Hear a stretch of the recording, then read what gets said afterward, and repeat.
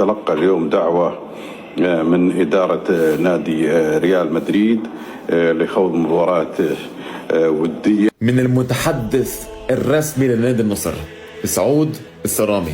ريال مدريد لأول مرة بتاريخه عم بقدم دعوة رسمية لنادي عربي. وشو المناسبة؟ كريستيانو رونالدو، لحتى يقدروا ويحترموا نهاية مسيرة أسطورتهم الأول والأفضل بتاريخ نادي الملكي كريستيانو رونالدو. 1 2 3.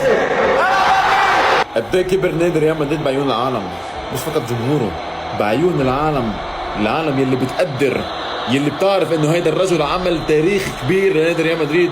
هيك بيكون التقدير لما لاعب بيتعب ويحقق بطولات وانجازات لنادي ويكبر تاريخه اكتر واكتر، لابد انه تحترم تاريخه وتكرمه باخر مسكرويه.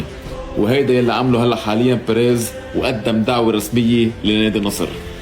ما هيك لابورتا خليك نايم بالعسل، وبيجيك برشلونه بالاخر بيقول لك والله بيريز نسي رونالدو، بالاخر عم يستدعوه.